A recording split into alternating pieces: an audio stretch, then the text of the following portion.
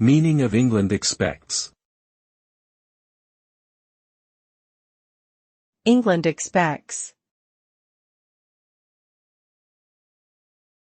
England expects. England expects. England expects. England expects is a famous signal flag message sent by British Admiral Horatio Nelson to his fleet before the Battle of Trafalgar in 1805.